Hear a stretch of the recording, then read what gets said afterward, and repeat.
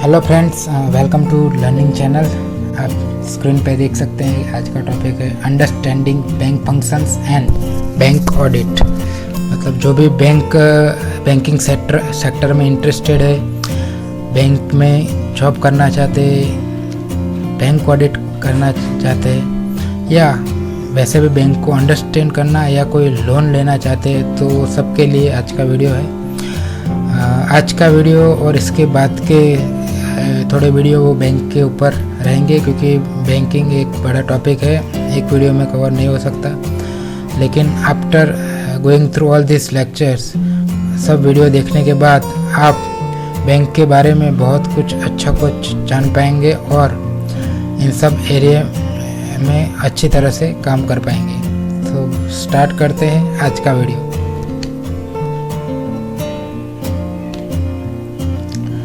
First, sources of funds. Bank पैसे कैसे लाती है, क्योंकि बैंक को बिजनेस करने के लिए भी उनको भी पैसे चाहिए। तो फर्स्ट है शेयर कैपिटल एंड रिजर्व्स। एक सोर्स है जो जनरली बैंकिंग कंपनी होती है, कोऑपरेटिव कंपनी होती है, तो उसमें मेंबर्स लाते हैं। मैं मेनली फोकस कर रहा हूँ बैंकिंग कंपनीज, क्योंकि majority are bank companies.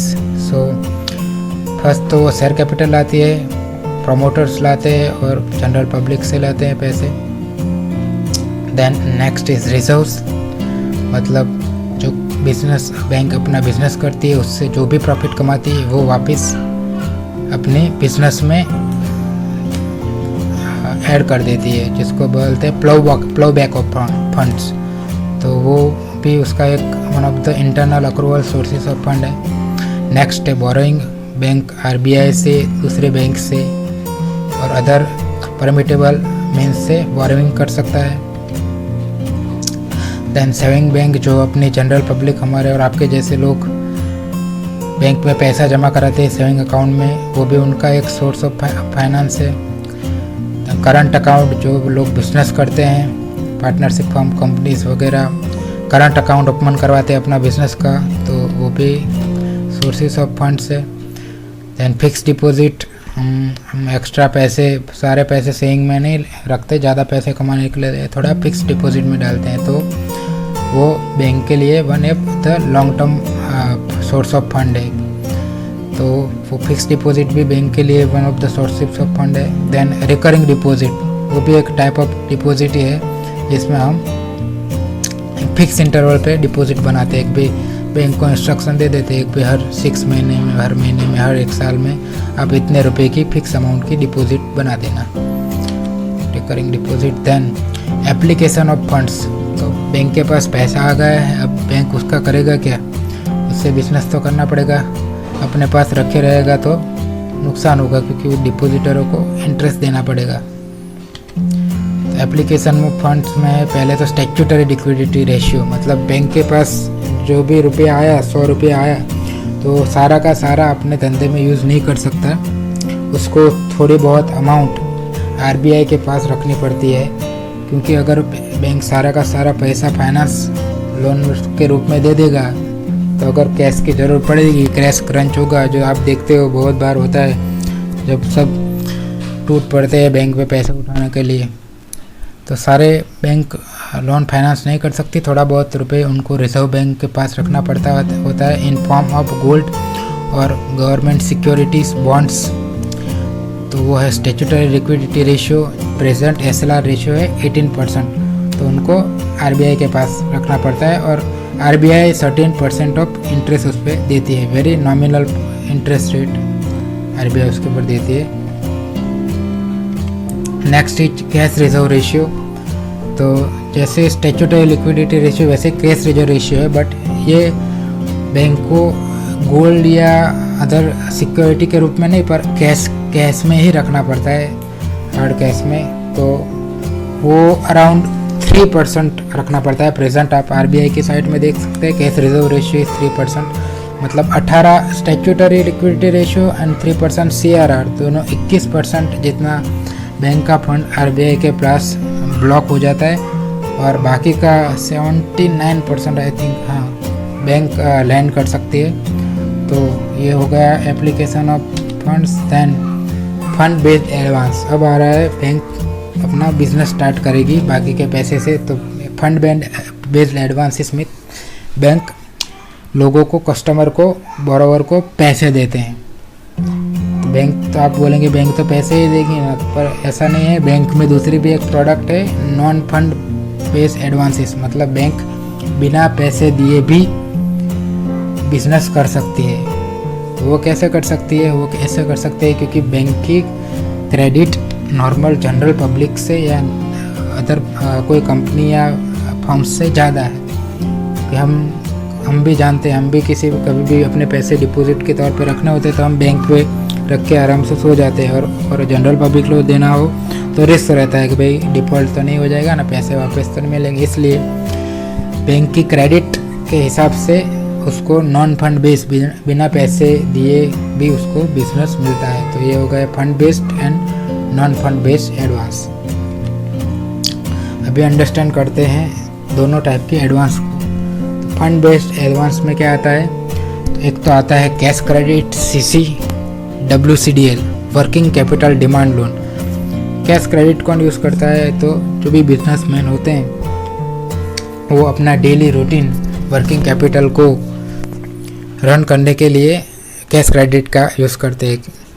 Working capital मतलब आपके जो करंट असेट है और उसमें से जो करंट लायबिलिटी माइनस करते हैं, तो जो गैप पड़ता है, जो बिजनेस में ब्लॉक हो जाती है पैसे, क्योंकि बैंक को डेटर के पास से पैसे नहीं मिलते बहुत बार, या स्टॉक में ब्लॉक हो जाते हैं पैसे, तो बैंक उसके ऊपर से कैश क्रेडिट देती है ताकि कंपनी का धंधा चल सके और लिक्विडिटी की कमी ना आए। और वर्किंग कैपिटल डिमांड लोन है, वो भी एक type in nature of CC working capital की है, पर वो ऑन डिमांड होती है। CC जनरली हर साल 1 साल के लिए होती है और 1 साल के बाद रिन्यू होती है। वर्किंग कैपिटल डिमांड लोन वो थोड़े शॉर्टर पीरियड के लिए होती है कि 6 महीने या 3 महीने, जब भी कंपनी को ज़रूरत पड़ती है तो bank working capital demand loan ad hoc sanction करती है। और इधर वंस बुलेट रिपेमेंट में, यानी 1 इंस्टॉलमेंट में 100 रुपये दिए और 3 महीने बाद वापस 100 रुपये वापस ले लेगी, या फिर इंस्टॉलमेंट में भी उसको ले सकती है। Next is overdraft. ओवरड्राफ्ट अपने बहुत सारे पर्सनल कमिटमेंट भी के लिए भी हम यूज़ करते हैं, कि उसमें बैंक अपनी फिक्स डिपॉजिट के या अदर सिक्योरिटी के बेस पे अपने को अमाउंट ड्रॉन करने का एक सैंक्शन करती है, जिसमें फॉर एग्जांपल हमारे पास बैंक में 1 लाख की एफडी है, तो हमको एफडी नहीं तुलवानी और उसके सामने ओवरड्राफ्ट लेना है, कोई भी हमें कोई एसेट लेनी है उसके लिए ओवरड्राफ्ट लेना है, तो बैंक वो 1 लाख के ऊपर सर्टेन मार्जिन रख के, फॉर एग्जांपल 25% मार्जिन रख के 75,000 का लोन हमको देगी, तो वो कहला जाएगा overdraft. Generally FD OD bank product देखने को मिलती है जो स्लाइटली एफडी के रेट से 1% के आसपास ज़्यादा होता है ओवरड्राफ्ट का रेट, तो बैंक को उसमें अर्न करती है। Next is term loan. जैसे कैश क्रेडिट वर्किंग कैपिटल के लिए, वैसे बिजनेस चलाने के लिए फिक्स एसेट भी लानी पड़ती है, क्योंकि प्रोडक्शन करना होता है या कुछ भी इन्वेंट्री प्रोड्यूस करनी होती है या प्रोसेसिंग करना होता है, तो उसके लिए एसेट्स चाहिए। तो एसेट्स लैंड एंड बिल्डिंग भी हो सकती है या फिक्स एसेट भी हो सकती है, तो उसके लिए जनरली कोई भी नया प्रोजेक्ट हो तो उसके लिए बैंक टर्म लोन सैंक्शन करती है। टर्म लोन इसलिए उसको टर्म लोन बोलते हैं क्योंकि वो एक फिक्स टर्म के लिए होती है, और इधर 1 साल, 2 साल, 5 साल, 10 साल, कोई भी एक टर्म के लिए होती है। Next is bill discounting, public bill purchase, मतलब बैंक जो भी हम बिजनेस करते हैं उसका जो भी इनवॉइस बनता है, किसी को सेल किया उसका जो इनवॉइस बना वो अगर क्रेडिट पे हो, मतलब 60 डेज, 30 डेज, 90 डेज की जो उधार पे देते हैं, तो उधार के जो भी सेल हुआ है तो उसका पैसा हमको 60 दिन 90 दिन के बाद मिलेगा। पर बिज़नेस में लिक्विडिटी को मेंटेन करने के लिए, और अगर हमारा बिज़नेस अच्छा खासा प्रॉफिट में चल रहा है तो हम क्या करेंगे, बैंक के पास जाके उसको डिस्काउंट कर देंगे, ताकि हमको जो भी वो फॉर एग्जांपल 10 लाख का सेल्स किया है तो हम बैंक के पास जाएंगे तो जो हमें 60 दिन या 90 दिन के बाद पैसे मिलने वाले हैं वो बैंक हमको सेम डेट दे देगी, पर थोड़े चार्जेस लेगी वो डिस्काउंटिंग के, क्योंकि वो अपने को 60 दिन या 90 दिन के पहले अपने को फाइनेंस कर रहा है। तो वो हो गया बिल डिस्काउंटिंग। और परचेज, बिल परचेज मीन्स जो साइड बिल होते हैं, मतलब जिसमें टेन्योर नहीं होता, जो हम बैंक को सबमिट करते हैं और बैंक को इंस्ट्रक्ट करते हैं कि आप ये बिल कलेक्ट कर लीजिए। मतलब हम उसको सेल्स के डॉक्यूमेंट देते हैं और वो बेटर समझ में आएगा एलसी में, कि वो भी सेम टाइप की प्रोडक्ट है। तो उसमें sales bills and document submit करते हैं और बैंक जो भी बायर होता है उसको पेमेंट कलेक्ट करके वो डॉक्यूमेंट सबमिट करते हैं, और वो जो भी बायर होता है वो डॉक्यूमेंट से माल छुड़वा सकता है। Letter of credit, non fund based advance. In letter of credit, जैसे उसका नाम सजेस्ट कर रहा है, वो बैंक की क्रेडिट को रिफ्लेक्ट करता है, क्योंकि आप जानते हैं कि नॉर्मल जनरल पब्लिक या कंपनी के ऊपर किसी को भरोसा नहीं होता। मीन्स लोग बैंक के क्रेडिट पर भरोसा करता है, और वो इनफॉर्मल नेम में कहा जाता है लेटर ऑफ क्रेडिट। सो अगर किसी ने इंडिया में किसी ने फॉरेन से इंपोर्ट किया है, या किसी इंडिया में से किसी पार्टी के पास से जो दूसरे स्टेट में या दूर रहती है उसके पास से कोई गुड्स परचेस करना है, तो वो सामने वाली पार्टी अपने ऊपर भरोसा नहीं करेगी, इसलिए वो लेटर ऑफ क्रेडिट की डिमांड करेगी। तो क्या हम उनको बैंक में से एलसी निकलवा के दे देंगे, तो बैंक क्या करेगी, बैंक एलसी निकल के दे देगी, पर वो पेमेंट नहीं करेगी किसी को। जो सामने वाली पार्टी है उसको पेमेंट नहीं करेगी, वो सिर्फ अपना लेटर ऑफ क्रेडिट इशू करेगी, और उसके बेस पे सामने जो भी परचेसिंग पार्टी है उसको गुड्स मिल जाएगा। और ऑन ड्यू डेट, जो भी डेट है एलसी की टर्म्स होती है 90 डेज 180 डेज। जैसे नॉर्मल अपने क्रेडिट देते हैं कस्टमर को, वैसे ही एलसी की टर्म्स होती है, और वो टर्म्स एक्सपायर होने के बाद वो कस्टमर उसके अपने जो भी मैच्योर अमाउंट होगी वो बैंक को पे कर देगा।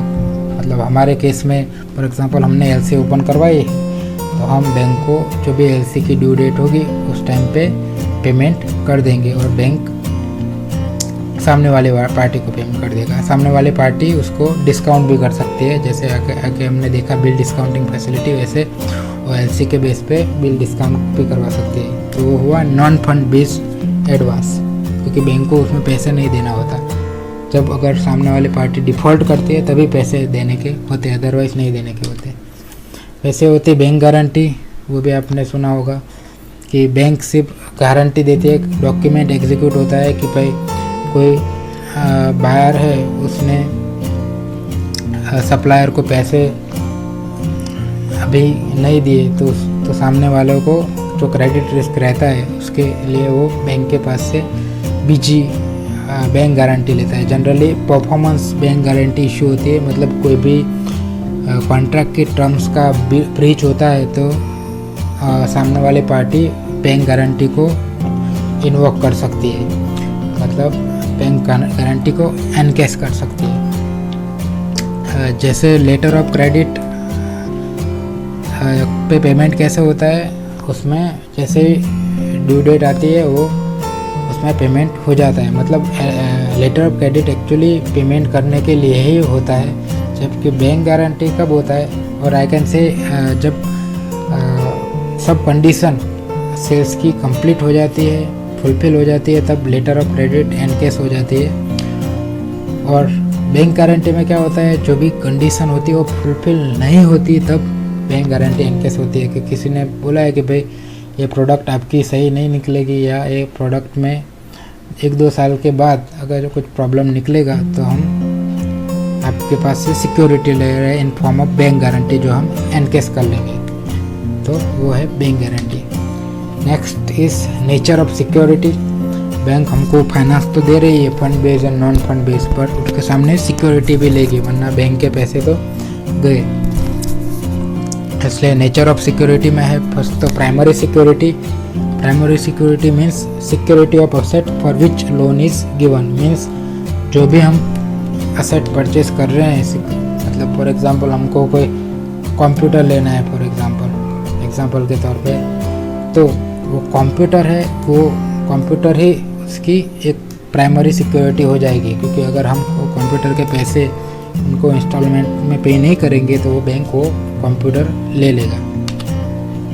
Then collateral security means additional security in form of guarantee और अदर प्रॉपर्टी एट्सेट्रा। मीन्स अगर एक तो प्राइमरी सिक्योरिटी हो गई और बैंक उसके अलावा एक्स्ट्रा सिक्योरिटी भी लेता है, क्योंकि कभी भी एक ओरिजिनल सिक्योरिटी की वैल्यू कम हो जाए और डिस्ट्रॉय हो जाए तो उसके लिए वो बैंक एक्स्ट्रा सिक्योरिटी भी लेती है इन फॉर्म ऑफ आइदर गारंटी लेती है, जो क्रेडिट वर्दी और गुड नेटवर्थ वाले पर्सन होते हैं उनकी गारंटी लेते हैं, या कोई दूसरी land and building property fix asset होती है उसको भी एज ए सिक्योरिटी लेती है।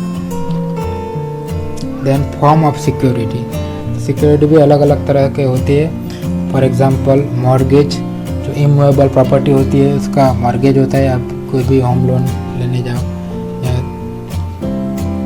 कोई भी दूसरी लोन के सामने अगर आपको प्रॉपर्टी एज ए मॉर्गेज देनी है, एज ए सिक्योरिटी देनी है, तो उसमें मॉर्गेज होगा, मतलब उसमें मॉर्गेज डीड बनता है, या जो प्रॉपर्टी के डॉक्यूमेंट होते हैं वो बैंक में सबमिट कराने पड़ते हैं। दैन प्लेज, मतलब जो शेयर्स होते हैं जनरली वो प्लेज होते हैं। मूवेबल जो होती है इमूवेबल मॉर्गेज में जाता है, मूवेबल सिक्योरिटी होती है वो प्लेज में आता है। जनरली शेयर्स को प्लेज किए जाते हैं। देन हाइपोथिकेशन, मतलब स्टॉक्स एंड बुक डेट्स जो डेटर होते हैं वो हाइपोथिकेशन में होते हैं, मतलब वो बैंक का मतलब रहती तो कस्टमर के पास ही है, पर जस्ट बैंक का एक हाइपोथिकेशन क्रिएट किया जाता है। मतलब अगर जो भी बोरोवर है पैसे टाइम पे नहीं देता है, डिफ़ॉल्ट करता है, तो वो उस बुक डेटर्स को या स्टॉक को सेल करके पैसे कमा सकती है। और अपने जो व्हीकल लोन होती है उसमें भी हाइपोथिकेशन होता है, जिसमें कोई भी अपने कार लिया तो कार आपके पास रहती है पर उसमें बैंक का हाइपोथिकेशन होता है। आरटीओ में बैंक का नाम भी चढ़ता है। देन असाइनमेंट होता है जनरली इंश्योरेंस कंपनी में, मतलब कोई भी प्रोडक्ट है जो भी हमने जिसके लिए लोन लिए, फॉर एग्जाम्पल कोई एसेट के लिए लोन लिए, तो उसका इंश्योरेंस लेना होता है, क्योंकि अगर वो एसेट डिस्ट्रॉय हो गई तो जो सिक्योरिटी है वही डिस्ट्रॉय हो गई तो फिर बैंक को क्या मिलेगा, इसलिए उसका इंश्योरेंस लेना होता है 100% कवर का। और वो इंश्योरेंस पॉलिसी में बैंक को असाइन की जाती है उसको, यानी अगर उस एसेट को सेल करते हैं तो इंश्योरेंस कंपनी उनको पैसे देगी। देन सेट ऑफ, दूसरी सिक्योरिटी है कि अगर हमने बैंक से कोई लोन ले रखी है और सामने हमारी फिक्स डिपॉजिट का बैलेंस पड़ा है या दूसरा बैलेंस क्रेडिट बैलेंस पड़ा है हमारा बैंक में, तो बैंक वो अपने लोन को रिकवर करने के लिए जो हमारा जो एफडी के या दूसरा फॉर्म में जो क्रेडिट बैलेंस होता है तो उसको सेट ऑफ कर सकती है। तो नेक्स्ट इज लेन, ये होता है फिक्स डिपॉजिट में जहाँ हम ओडी एफडी लेते हैं या कोई भी एलसी बैंक गारंटी लेते हैं तब भी हमको एफडी ऐसे मार्जिन मनी रखनी पड़ती है, तो बैंक उस पर लियन मार्क करती है, मतलब जो भी डिपॉजिटर रहता है उसको एनकेस नहीं कर सकता है जब तक बैंक उसका लियन रिमूव ना करे। Then next is cost of finance, मतलब सिक्योरिटी के बारे में डिस्कस कर लिया और various types of funding and not funding product के बारे में। अब ये प्रोडक्ट लेने के बाद मतलब अगर लोन मिल गई बाद में एक्सपेंस क्या होगा किसी भी पार्टी को, प्रोसेसिंग चार्जेस, मतलब बैंक जो भी लोन प्रोसेस करती है उसको प्रोसेसिंग चार्ज देती है। वो जनरली जो भी फैसिलिटी होती है टोटल फैसिलिटी का 30% होता है, 0.1% 1% कुछ भी हो सकता है जो भी सैंक्शन की है अमाउंट उसका। देन होता है इंटरेस्ट, ऑब्वियसली बैंक अपने को फाइनेंस कर रही है तो उसके ऊपर इंटरेस्ट रेट लगता है जो भी 8% 10% जो भी प्रिवेलिंग रेट होता है। दैन प्री पेमेंट चार्जेस, तो ये भी एक स्पेशल फीचर है कि अगर आप किसी ने लोन लिए, फॉर एग्जांपल कोई कार लोन लिए, कोई बिजनेस लोन लिए, टर्म लोन लिए और उसको हम टेन्योर से पहले फॉर एग्जाम्पल 5 साल के लिए लोन लिए तो बैंक को क्या मिलेगा, 5 साल के लिए बिजनेस मिल जाएगा, क्योंकि हर साल उसको इंटरेस्ट मिलता जाएगा जितना भी बैलेंस आउटस्टैंडिंग है। और अगर कस्टमर उसको प्रीपे कर देता है, मतलब 1 साल ख़त्म हुआ है और उसके पास कहीं से भी पैसे ला के उसको पे कर दिया तो हो गया प्री पेमेंट। तो बैंक का धंधा तो 5 साल जो इंटरेस्ट मिलना था वो सिर्फ 1 ही साल मिला, तो उसके लिए बैंक प्री पेमेंट चार्ज लेती है। पर जनरली एक क्लोज होता है कि अगर कस्टमर अपनी खुद इंटरनल अप्रूवल से प्री पेमेंट करता है, मतलब उसका धंधे में अच्छा खासा मुनाफा हुआ और अपने खुद के पैसे से अगर उसने प्री पेमेंट किया है, मतलब दूसरे किसी के पास बोरो करके ये लोन पे नहीं की, पर अपने खुद के न्यू जनरेटेड फंड से या प्रॉफिट से अगर उसको प्रीपे किया है तो जनरली उसका प्री पेमेंट नहीं बैंक चार्ज करती। देन कमिटमेंट चार्जेस, वो अगले केस से पूरा रिवर्स है कि बैंक ने फाइनेंस तो कर दिया, सैंक्शन कर दिया कि भाई आपको इतने 1 करोड़ की सीसी सैंक्शन कर दी, पर आप उसको यूटिलाइज नहीं कर रहे हैं, क्योंकि बैंक ने तो एक सेपरेट पोर्शन आपके लिए रख दिया है कि भाई इसको 1 करोड़ की ज़रूरत पड़ेगी तो ये कभी भी उठा सकता है, और आप उससे 50 लाख रुपए ही यूज़ कर रहे हो, 50 लाख रुपए यूज़ ही नहीं कर रहे हो, तो बैंक तो आउटस्टैंडिंग बैलेंस पे इंटरेस्ट चार्ज करती है। और अगर आप 50 लाख यूज़ नहीं कर रहे हो तो एक तो 50 लाख बैंक के ब्लॉक हो गए, क्योंकि वो दूसरे किसी को नहीं दे सकते, क्योंकि आपको ऑलरेडी सैंक्शन किए हुए हैं। तो अगर आप पूरा पैसे यूज़ नहीं कर सकते, उसमें 100% यूज़ नहीं करना होता है, सर्टेन लिमिट होती है, 75% ऐसे लिमिट होती है। तो अगर आपने वो पैसे पूरे यूटिलाइज नहीं किए हुए तो बैंक आपको कमिटमेंट चार्जेस लगाती है सर्टेन परसेंटेज, वो सैंक्शन लेटर में लिखा हुआ था। Same commission and discount LCBG में, और आपने देखा बिल डिस्काउंटिंग में वगैरह में, या बिल्स फॉर कलेक्शन कस्टमर के बिहाफ पे जो बैंक फैसिलिटी देती है उसमें बैंक कमीशन चार्ज करती है। Then next document and inspection charges, ये सब करने के लिए वेरियस डॉक्यूमेंट एग्जीक्यूट करने पड़ते हैं, mortgage deed, stamp paper, audit करना पड़ता है, इंस्पेक्शन करना पड़ता है यूनिट का, तो ये सब चार्ज बैंक लेती है, तो वो भी एक कॉस्ट ऑफ फाइनेंस हो गया। Then next rate of interest, ये समझना हमारे लिए ज़रूरी है कि भाई बैंक इंटरेस्ट रेट कैसे लेती है। तो पहले हुआ करता था benchmark prime landing rate BPLR, वो फेल हो गया क्योंकि बैंक जो BPLR से उससे भी कम रेट पे कस्टमर को लोन देती थी और ऐसे बिजनेस करती थी, तो वो फेल हो गया। फिर उसके बाद से RBI बेस रेट लाया, बेस रेट था वो एवरेज कॉस्ट ऑफ फंड के ऊपर बेस था, उसमें ये कंडीशन लगी हुई थी कि बेस रेट से कम रेट पे बैंक लोन नहीं दे सकता, पर अभी उसमें भी प्रॉब्लम आया क्योंकि उसमें भी एवरेज कॉस्ट ऑफ फंड थे, वो बैंक अलग अलग मेथड से गिनते थे, मार्जिनल कॉस्ट, कोई एवरेज कॉस्ट या कोई दूसरी 1 और माइनस प्लस माइनस करके गिनता था, तो उसमें भी प्रॉपर ट्रांसपेरेंसी नहीं थी। इसलिए फिर RBI लेके आया marginal cost of fund based landing rate MCLR, जो अभी प्रिवेल कर रहा है MCLR, marginal cost of fund based landing rate. उसमें क्या होता है, जो भी बैंक इंटरेस्ट चार्ज करती है वो बेस्ड ऑन न्यू बोरोइंग, मतलब अभी कोई कस्टमर उसके पास FD रखने जाता है या वो बैंक अगर RBI से कोई नया फंड ले रही है तो उसको कितनी कॉस्ट लगेगी, उसको general cost of fund based landing rate थोड़ा ट्रांसपेरेंसी लाने के लिए लाया गया था, जिसमें रेपो रेट भी इंक्लूड किया गया था। रेपो रेट वो रेट है जिसमें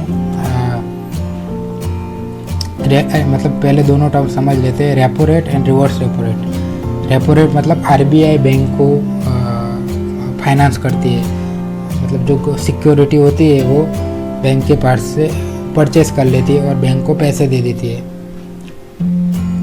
तो हुआ रेपो रेट सर्टेन परसेंटेज पे। और रिवर्स रेपो रेट मतलब बैंक RBI के पास से सिक्योरिटी खरीद लेती है और वापस वो बैंक में पैसा RBI में पैसा जमा कर देती है। मतलब RBI जब बैंक को फाइनेंस करता है तो वो होगा रेपो रेट, और बैंक RBI को पैसे देता है सिक्योरिटी खरीदते तो हो गया रिवर्स रेपो रेट। तो रेपो रेट का चेंज होता था, अभी रेटसेंट भी आरबीआई ने चेंज किया है, रिड्यूस किया है। तो रिडक्शन इन रेपो रेट वो MCLR में रिफ्लेक्ट होना चाहिए था, वो बैंक रिफ्लेक्ट नहीं कर रही थी।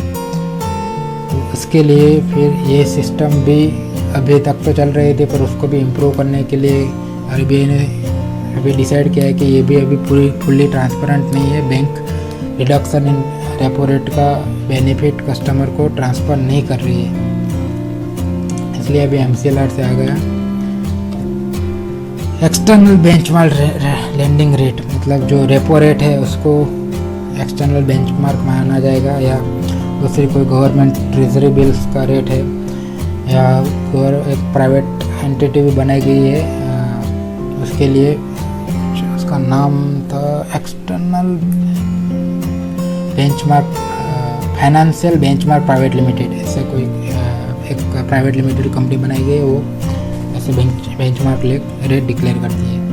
तो ये होगा रेट ऑफ इंटरेस्ट। अभी मेनली MCLR चलता है, MCLR प्लस स्प्रेड। मतलब MCLR जो marginal cost of fund base होती है, मतलब फॉर एग्जांपल किसी का MCLR 8% है, तो 8% से के ऊपर उसका जो भी स्प्रेड होगा, प्रॉफिट होगा, वो चार्ज करेगी 8% प्लस 2, मतलब MCLR प्लस 2।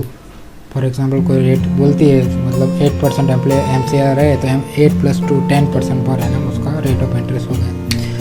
MCLR में भी डिफरेंट टेन्योर के होते हैं, क्योंकि डिफरेंट टेन्योर के लोन होती है, तो बैंक ने आरबीआई के हिसाब से उनको overnight, 1 month, 3 months, 6 months and 1 year के MCLR डिक्लेयर करने पड़ते हैं। आप किसी भी बैंक की साइट पे देख सकते हैं, और बैंक उससे ज़्यादा टेन्योर के MCLR भी डिक्लेयर कर सकती है। जैसे भी टाइम पीरियड बढ़ता है, वैसे रेट ऑफ इंटरेस्ट बढ़ता जाता है। फॉर एग्जांपल ओवरनाइट का MCLR का रेट ऑफ इंटरेस्ट 7% है, तो 1 मंथ का 7 या 7 से ज़्यादा होगा, 3 मंथ का 7.5 होगा, फॉर एग्जांपल 6 मंथ का 8% होगा, 1 ईयर का 8.10% होगा, उससे ज़्यादा टेन्योर का ज़्यादा होगा। क्योंकि जैसे ही टेन्योर बढ़ता जाता है, बैंक का रिस्क बढ़ता जाता है, इसलिए बैंक रिस्क प्रीमियम चार्ज करती है, टेन्योर प्रीमियम चार्ज करती है। और ये इसमें रीसेट पीरियड की भी क्लोज होती है, ताकि अगर बैंक तो मंथली इसको रिवाइज करती है अपने साइड पे, और अगर आपके लोन का रीसेट पीरियड 6 मंथ या 1 ईयर है, तो अगर कोई रेपो रेट चेंज होता है इन बिटवीन, तो आपका जब रीसेट पीरियड ड्यू होगा, तब से आपको नए रेट का बेनिफिट मिलेगा। तो ये होगा MCLR। Then sanction and disbursement. अभी आपको बैंक लोन सैंक्शन करेगी based on assessment of loan proposal. जो भी आपकी सिक्योरिटी देखेगी, आप क्या बिजनेस या क्या सैलरी क्या कमाते हैं, उसके ऊपर से पूरा सैंक्शन तैयार करेगी। कोई गाड़ी लेनी है, गाड़ी की वैल्यू 6 लाख है, तो आपका पूरा असेसमेंट करके आपकी रिस्क कैपेसिटी ऑफ रिपेमेंट करके आपको एक अमाउंट 6 लाख में से फॉर एग्जांपल 5 लाख सैंक्शन करेगी, और फिर लोन डिस्पर्स करेगी। Loan amount is disperse as per disbursement schedule. अगर कोई टर्म लोन है तो आपको पार्टली जैसे जैसे ज़रूरत पड़ेगी वैसे डिस्पर्स करेगा, या तो आप एज एंड व्हेन आप चेक इश्यू करेंगे CC में, तो आप जैसे आपको पार्टी को पेमेंट करता है वैसे लोन यूज़ होती जाती है। तो thank you friends, in today's video this much only. आगे के वीडियो में हम बाकी का पार्ट कवर करेंगे। अगर आपको वीडियो पसंद आया तो लाइक कर दीजिए, चैनल को सब्सक्राइब कर लीजिए, शेयर कीजिए, और अगर आपने बेल का आइकन नहीं दबाया तो वो दबा दीजिए, ताकि आपको सब वीडियो के लेटेस्ट वीडियो के नोटिफिकेशन आपको टाइमली बेसिस पे मिल जाए। तो थैंक यू फ्रेंड्स।